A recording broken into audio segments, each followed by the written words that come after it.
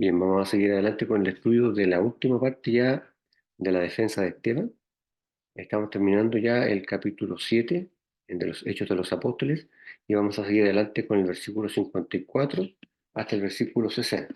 ¿Ya? Lo vamos a leer de manera completa de la versión Reina Valera, del 54 hasta el final.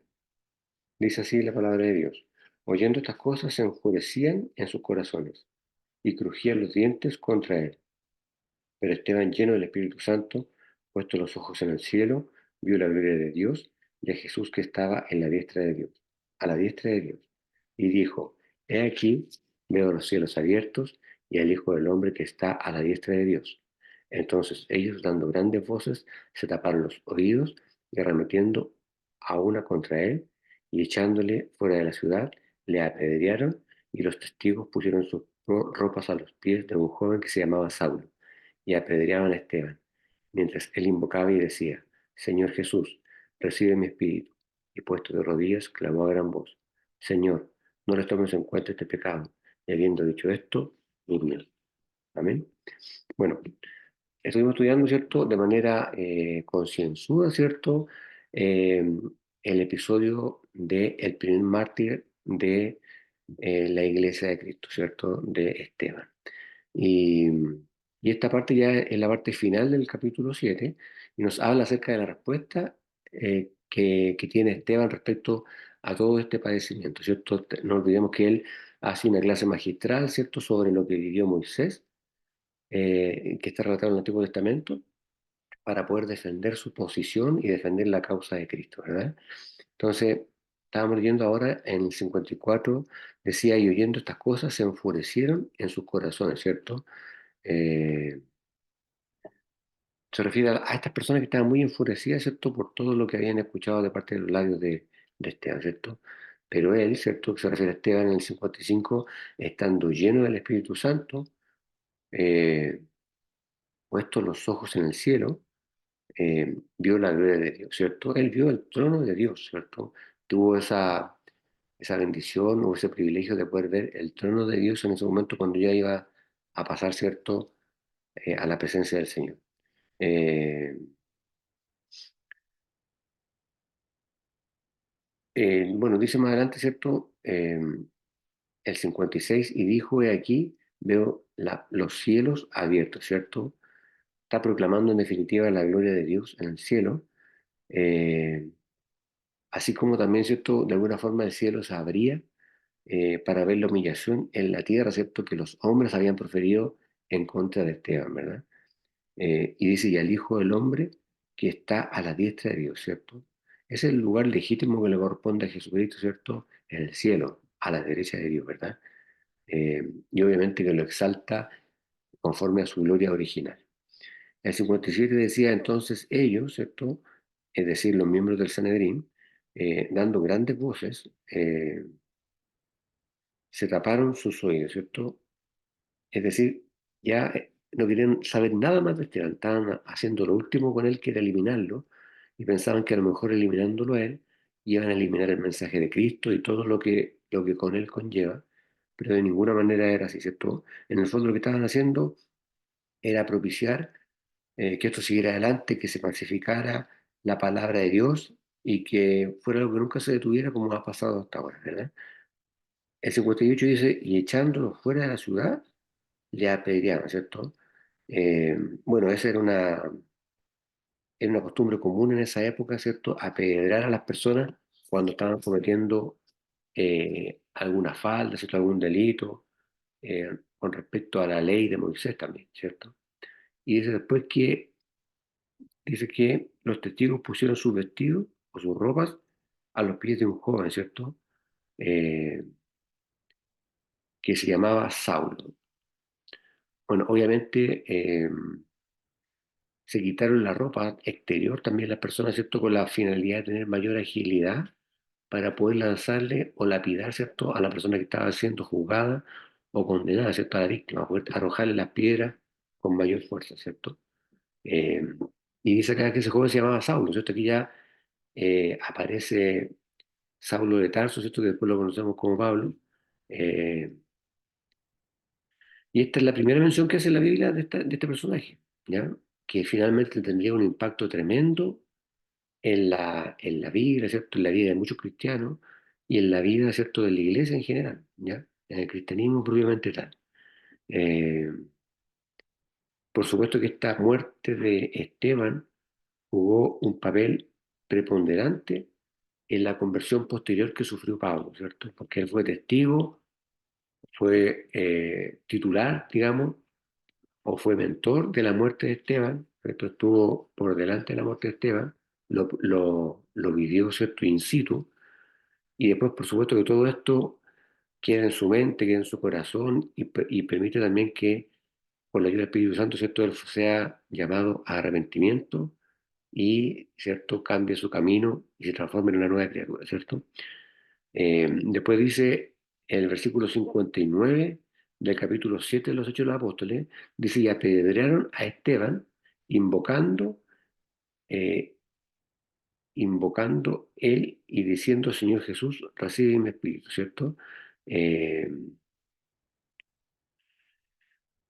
Apedreando a Esteban, dice la palabra, ¿cierto? ¿Por qué? Porque, bueno, y no era algo tan por encima, porque estaban siendo apedreados por los líderes de la religión de Israel en esa época. Por lo tanto, era, por decirlo de alguna forma, una forma honrosa de morir, sin perjuicio de que lo estaban lapidando, ¿cierto?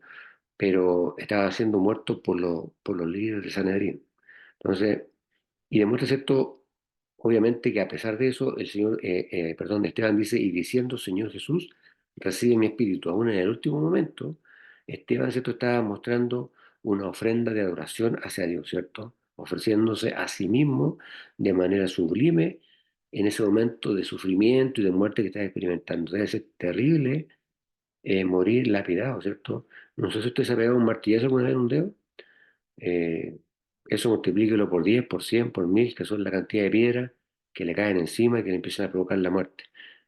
Por la herida, ¿cierto? Por el dolor y en algún momento, ¿cierto?, algún hematoma que se le puede proferir, ¿cierto?, que le causa la muerte.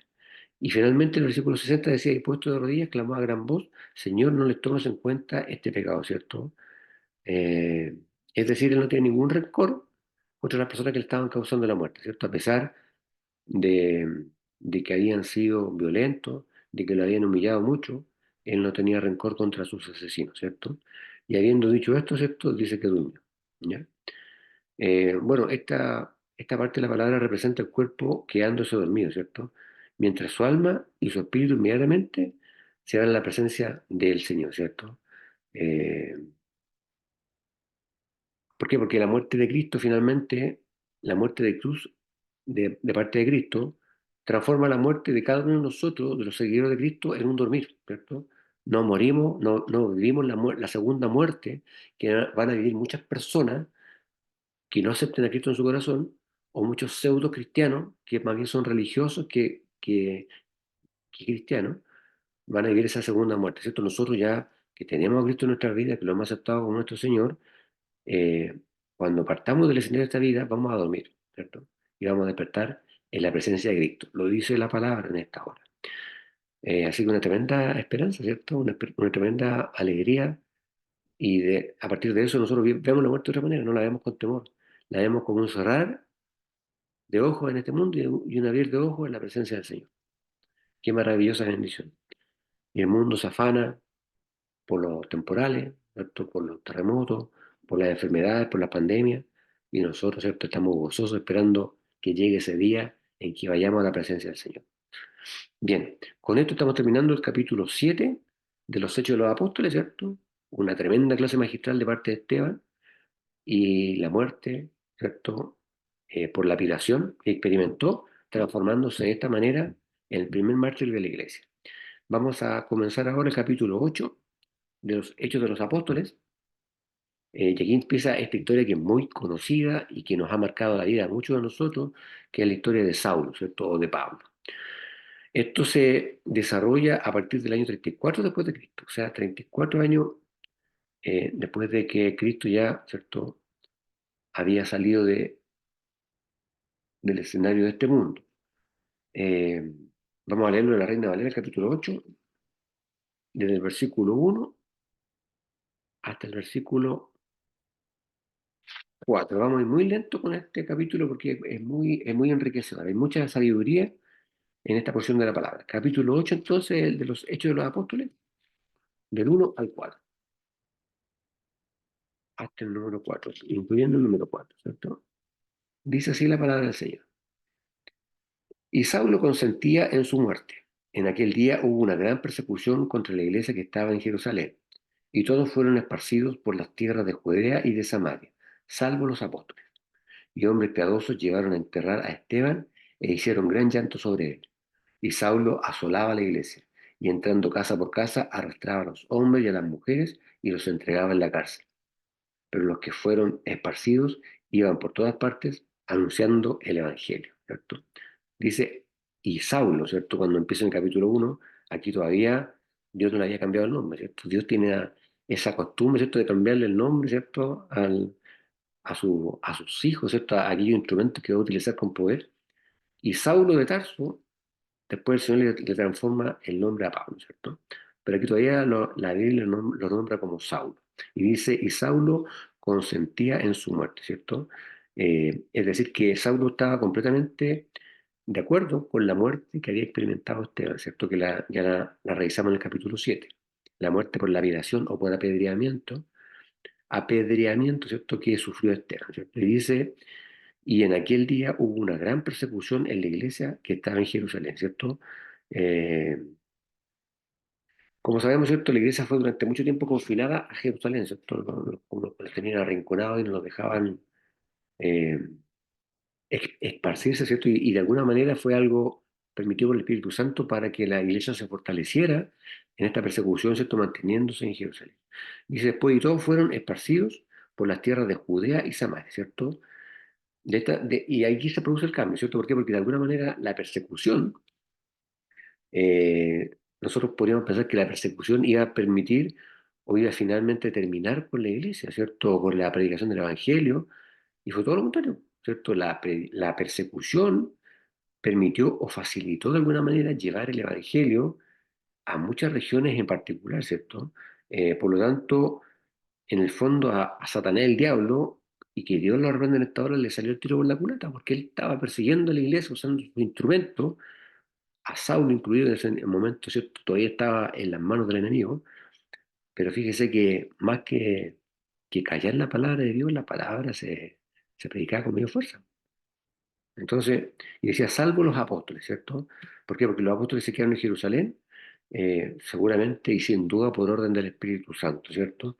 Eh, Porque perfectamente los apóstoles podrían haberse marchado, podrían haberse, ¿cierto?, dividido, eh, o se podría haber destruido la iglesia en sus primeros años, pero el Espíritu Santo, ¿cierto?, los mantuvo unidos, ¿cierto? Decía el capítulo 2 y llevaron a enterrar a Esteban varones piadosos, ¿cierto? Eh, y esto refleja el mucho aprecio que le tenían a Esteban, ¿cierto? No contrataron a cuatro sepultureros para que lo fueran a enterrar, ¿cierto? Sino que eran varones piadosos, hombres caracterizados, como se dice, ¿cierto? En este tiempo, hombres llenos del Espíritu Santo, ya seguramente líderes, ¿cierto? De los grupos que se estaban formando, de las células, ¿cierto? Y ellos lo llevan a enterrar, ¿cierto? E hicieron gran llanto sobre él. ¿M? ¿Qué diferencia, te acuerdas usted de Zafir y Ananías? Cuando murieron, ¿cierto? Siendo personajes de la iglesia, siendo miembros de una iglesia, ¿cierto? De un grupo de cristianos. Cuando murieron, no lo lloró ni Cachupín, ¿cierto? Ni el perro de la iglesia. Pero aquí muere Esteban y todos estaban muy tristes. No porque no lo iban a ver más, ni porque se haya muerto, no, porque lo iban a echar de menos porque lo querían mucho. Era un cristiano muy, muy querido, ¿cierto? Y ojalá que todos nosotros seamos muy queridos, ¿cierto? Por nuestros hermanos, que tengamos un testimonio, ¿cierto?, de que el hermano se acuerde de nosotros y nos recuerde con cariño, ¿cierto? No por ser el pesado, no por ser el que reclama por todo, sino que ser el cariñoso, ¿cierto? El que siempre tuvo una palabra de aliento, el que siempre tuvo con un mensaje cariñoso, etc. Entonces Esteban lo quería mucho, por eso decía, e hicieron gran llanto sobre él, ¿cierto? Hay una tremenda diferencia entre la muerte de Esteban y la muerte de Zafira y Ananías, ¿cierto?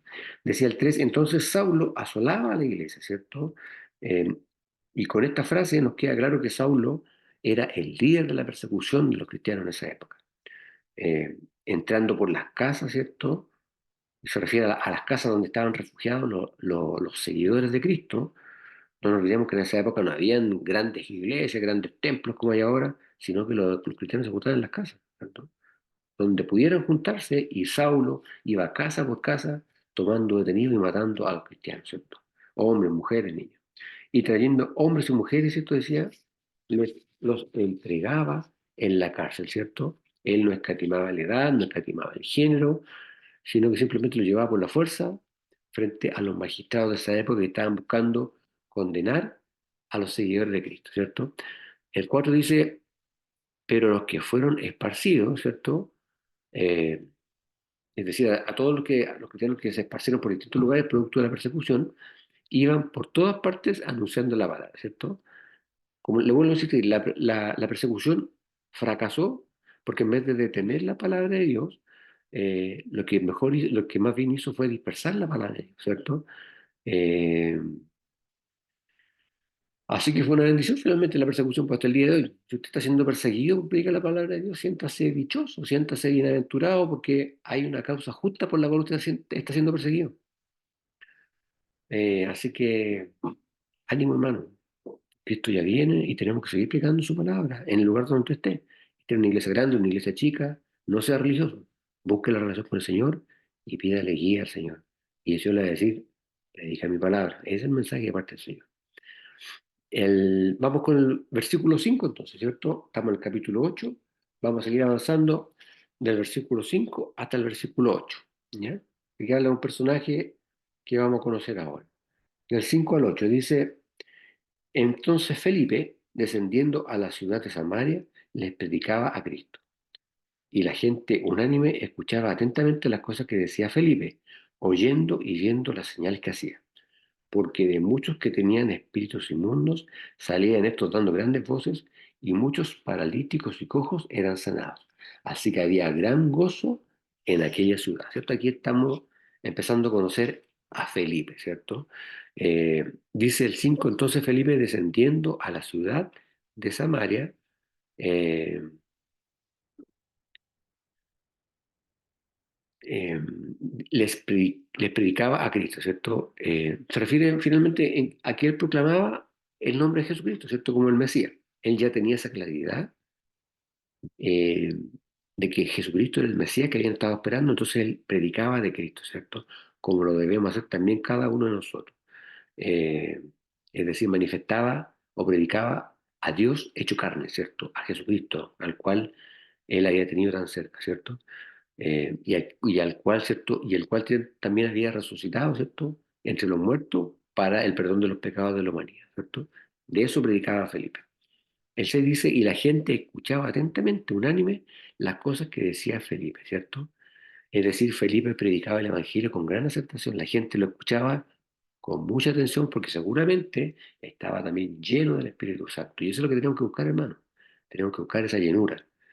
Es bueno estudiar la palabra, ojalá usted pueda hacer un curso por ahí o capacitarse, pero la palabra es letra muerta si usted no tiene la llenura del Espíritu Santo. Si usted no tiene esa relación con el Señor, si usted no tiene la guía de parte de Dios a través de su Espíritu Santo para entregar el mensaje.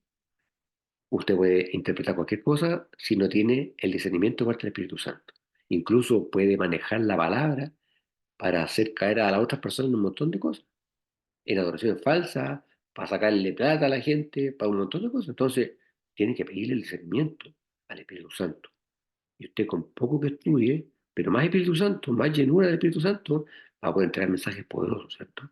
Y las personas van a recibir el mensaje porque no es usted, sino que es Dios el que está hablando a través de usted. Por eso decía, la gente escuchaba atentamente, unánimes, las cosas que decía Felipe, ¿cierto?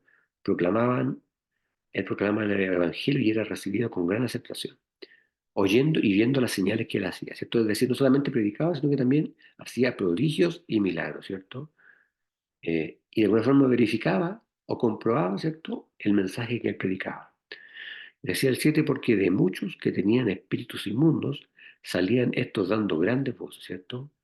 Desde ese tiempo ya se usaba el nombre de Cristo para expulsar demonios.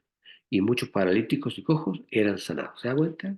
Felipe ya usando el poder de parte de Dios, ¿cierto? O mejor dicho, Dios usando a Felipe con su poder, hacía salir demonios, se curaban paralíticos, se curaban cojos, eran sanados, etcétera. Y el 8 dice, así que había gran gozo en aquella ciudad, ¿cierto? ¿Por qué? Porque el mensaje de Cristo siempre trae gozo. Siempre que nosotros escuchemos el mensaje de Cristo, vamos a sentir gozo en nuestro corazón. Usted puede estar muy atribulado. Estos son tiempos difíciles para la humanidad. Hay temporales, hay pandemia, ¿cierto? Este país está complicado el tema económico ahora, ¿cierto? Una muy mala administración, no estoy entrando en política, pero hay una muy mala administración y está complicada la cosa en términos económicos. Pero ¿sabe qué? Usted puede andar sin ni un peso, pero si tiene la llenura del Espíritu Santo, ese gozo jamás lo va a perder. Puede estar triste, pero siempre va a estar gozoso de parte del Señor. El gozo no debemos perderlo nunca, hermano. Y es gratis. Usted dobla su rodilla, se derrama, ¿cierto? Derrama su espíritu frente a Dios y Dios lo va a llenar de su gozo. Vamos al versículo 9 entonces, del mismo capítulo 8. Vamos a leer del 9 hasta el número 13. Desde el 9 hasta el 13. Dice, pero había un hombre llamado Simón que antes ejercía la magia en aquella ciudad y había engañado a la gente de Samaria, haciéndose pasar por algún grande. A esto oían atentamente todos, desde el más pequeño hasta el más grande, diciendo, este es el gran poder de Dios. Y le estaban atentos porque con sus artes mágicas les había engañado mucho tiempo. Pero cuando creyeron a Felipe, que anunciaba el Evangelio del reino de Dios y el nombre de Jesucristo, se bautizaron hombres y mujeres. También creyó Simón mismo, y habiéndose bautizado, estaba siempre con Felipe, y viendo las señales y grandes milagros que se hacían, estaba atónito, ¿cierto? Aquí vamos a empezar a hablar de otro personaje que es Simón, ¿cierto? El hechicero, que lo nombra la Biblia, ¿cierto? Dice en el versículo 9 que había un hombre llamado Simón, ¿cierto? El cual había practicado la brujería en aquella ciudad, ¿cierto? Eh, Eso obviamente que era de parte de Satanás, el diablo, ¿cierto? No era de parte de Dios, porque seguramente Simón, antes de empezar a caminar con Felipe, se daba la gloria a sí mismo por lo que hacía, ¿cierto? Por las potestades que el diablo le permitía manifestar. Y había engañado a la gente de Samaria diciéndose ser algún grande, ¿cierto? Seguramente la gente de ese tiempo, la gente que no estaba, que no tenía conocimiento de la palabra de Dios, que tiene que haber sido mucha porque estaba recién empezando a partirse el Evangelio, obviamente creían en sus afirmaciones, ¿cierto? Y dice el 10 al cual oían todos atentamente desde el más pequeño hasta el más grande, ¿cierto? Es decir, expresa un gran engaño de parte de la hechicería en esa época, ¿cierto? Antes que el Evangelio empezara a esparcirse, diciendo, este es el gran poder de Dios, ¿cierto? Es decir, atribuían a la magia y a los trucos que hacía este tal Simón al poder de Dios, ¿cierto? Eh, Cuando en realidad era el poder de Satanás y las potestades del diablo las que estaban siendo ejercidas a través de Simón para engañar a las personas, ¿cierto? Dice el 11 y le estaban atentos porque con sus artes mágicas los habían embrujado mucho tiempo, ¿cierto? Lo habían embrujado, dice, y la Reina Valera dice, los habían engañado mucho tiempo, ¿cierto?